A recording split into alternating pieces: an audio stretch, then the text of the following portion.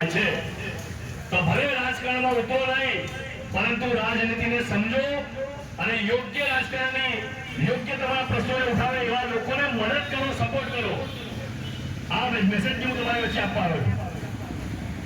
એટલે જો તમને લાગતું હોય કે તમારા ઘરની અંદર રહેલા તમારા બાળક માટે આ સરકારે કશું નથી કર્યું, એના ભણતર માટે કરી છે, તમે આપણે બેસેલા બધા સામાન્ય પરિવારના માણસો દેખાઈ રહ્યા છે. આપણે બધા અમે તમે બહુ સૌ આપણા ઘરની અંદર એક બે બાળક હોય, અત્યારે જે સ્પર્ધા ચાલી રહી છે માર્કેટની અંદર ભણવાની, એ સ્પર્ધા રૂપે બાળકને ભણાવવું હોય તો આપણે પ્રાઇવેટ સ્કૂલમાં મૂકવું પડે, ખરું કે નહીં બરાબર? પ્રાઇવેટ સ્કૂલમાં બાળકને મૂકો. મારે એક બાળક છે, મારે વર્ષે 1.5 લાખ ખર્ચો છે એનો. થોડું ઓછું કરીએ તો લાખ તો ખરો કે નહીં? જો થોડી ઓછી પ્રાઇવેટ ઓછી સ્પીડ ફી વાળીમાં મૂકીએ તો બે બાળક જે ઘરમાં હોય એને વર્ષે 2 લાખ તો ખરી એને ભણવા માટે મૂકી દેવાના થાય કે ના થાય? મૂકી દેવાના થયા કે ના થયા? વર્ષે 2 લાખ આપણી બચત હોય છે.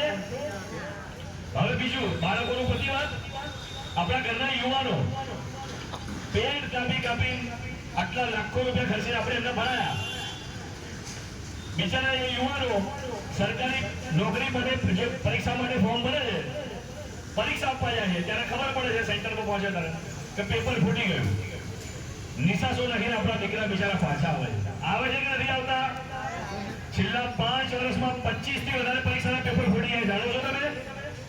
આ 5 વર્ષમાં જે 25 એક્ઝામોના પેપર ફૂટી ગયા, બધા બાળકો સરકારી નોકરીથી વંચિત રહ્યા કે ના રહ્યા? એમનો શું વાંક? આ વિચારવાનું કોને હોય? યુવાનોની વાત પતી. હવે ઘરના વડીલ માતા પિતા જે નોકરી કરે છે, દિવસ રાત તમે મજૂરી કરો છો, આટલું બધું કામ કરો છો, તમે શાંતિથી તમારું આ જે કામ કર્યા પછી શાંતિથી જીવન નિર્વાહ કરી શકશો? ગણપણમાં એવું તમને કોઈ જ યોગ્ય સમાધાન દેખાય? પેન્શનો બધા બંધ થઈ ગયા છે. અને છેલ્લે વાત વડીલો પણ આવે તો વડીલોએ રિટાયરમેન્ટ પછી આપણા પાછળ વડીલો બેઠા છે. સન્માનજનક જીવન જીવવા માટે તમારી જે બચત હોય છે, જે પેન્શન હોય છે, એ હવે તમને લાગે છે કે બચત કે પેન્શનની જે અમાઉન્ટ છે એમાંથી સન્માનજનક જીવન પાછલા 10-15 વર્ષ કે 20 વર્ષ આપણે જીવી શકીએ?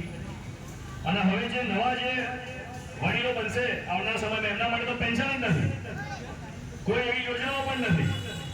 તો કેવું જીવન થઈ જશે? નરકથી બદતર થશે કે નહીં થાય? આ બધા વિશે કોણ વિચારશે?